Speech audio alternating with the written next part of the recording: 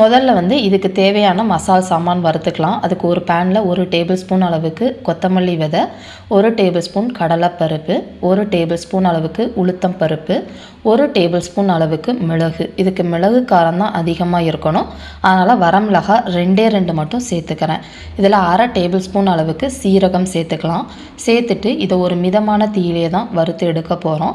இதில் 2 கருவேப்பிலையில மட்டும் சேர்த்துக்கோங்க. அப்போ அதோட மனம் ரொம்ப நல்லாயிருக்கும்.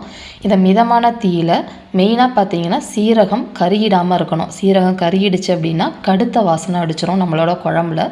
மிதமான தீயில இந்த அளவுக்கு செவந்ததுக்கு அப்புறமா இதை ஒரு தட்டில் ஆற வச்சுடுங்க. இப்போ பாருங்கள், மற்றதெல்லாம் செவந்திருக்கு. சீரகம் அதே கலர்லேயே இருக்கணும். அந்த அளவுக்கு மிதமாக வறுத்து எடுக்கணும்.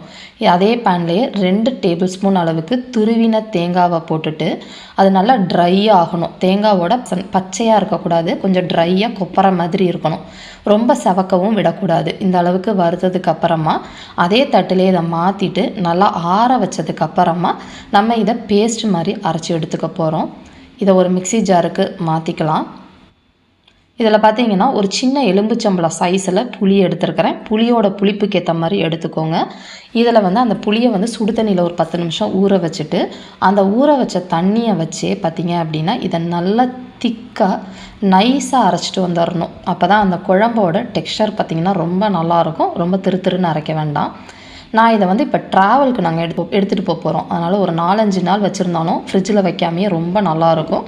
அதனால் நான் ஒரு 4 டேபிள் ஸ்பூன் அளவுக்கு நல்லெண்ணெய் சேர்த்துருக்கிறேன்.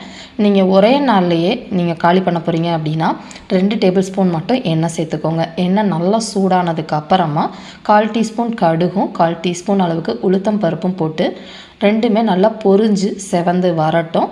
நல்லா செவந்ததுக்கு அப்புறமா 1/4 டீஸ்பூனில் பாதி அளவுக்கு பெருங்காய பொடி சேர்த்து நல்லா வந்து பொரிய விட்டுருங்க. இதில் வந்து நல்லா ஒரு கொத்து அளவுக்கு கருவேப்பிலையும் போட்டுட்டு நல்லா பொரிஞ்சு வரட்டும்.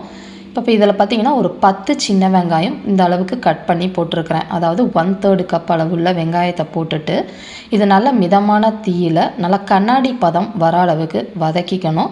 வெங்காயம் நல்லா வதங்கி இந்த மாதிரி வந்ததுக்கு அப்புறமா தான் நம்ம அரைச்சி வச்சுருக்கிற அந்த விழுதை சேர்க்கணும். அதனால் இப்போ நல்லா பார்த்திங்கன்னா இந்த அளவுக்கு வதங்கி வந்துருச்சு.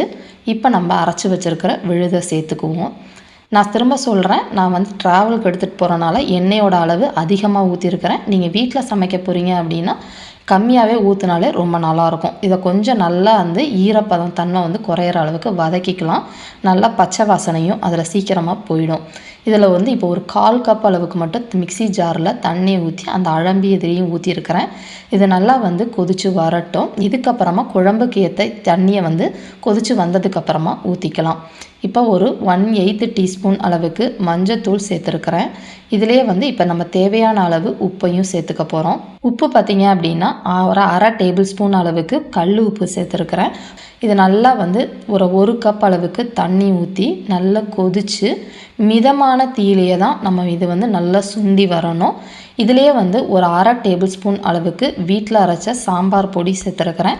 நீங்கள் குழம்பு பொடி வச்சுருந்தாலும் சேர்த்துக்கலாம். இதெல்லாம் நல்லா கலந்துட்டு மிதமான தீயிலேயே கொதித்து எண்ணெய் பிரிஞ்சு நல்லா திக்காக வரணும். எண்ணெய் நம்ம போட்டிருக்க எண்ணெய் பார்த்திங்கன்னா அப்படியே கக்கிக்கிட்டு வெளியில் வரும்னு சொல்லுவாங்க. அந்த அளவுக்கு வரணும். ஆனால் மிதமான தீயிலேயே வச்சு கலர் பாருங்கள், நல்லா திக்காகி நம்ம போட்டிருக்கிற எண்ணெய் பிரிஞ்சு இந்த மாதிரி வந்திருக்கணும். அப்போ தான் நம்ம குழம்பு வந்து டேஸ்ட் ரொம்ப நல்லாயிருக்கும். உங்கள் வீட்டில் யாராவது சளி பிடிச்சிருந்துச்சு அப்படின்னா இதை நீங்கள் வந்து சூடாக சாதத்தோடையோ இட்லி தோசையோடு வச்சு சாப்பிட்றப்ப தொண்டைக்கு ரொம்ப இதமாக இருக்கும். இதே மாதிரி அளவுகளோட இந்த மிளகு குழம்பை நீங்களும் செஞ்சு பாருங்கள். செஞ்சு பார்த்துட்டு எப்படி இருக்குங்கிறத கமெண்ட் பண்ணுங்கள். வீடியோ பிடிச்சிருந்துச்சு அப்படின்னா லைக் பண்ணுங்கள், ஷேர் பண்ணுங்கள். மறக்காமல் சேனலை சப்ஸ்கிரைப் பண்ணி வச்சுக்கோங்க. தேங்க்ஸ் ஃபார் வாட்சிங்.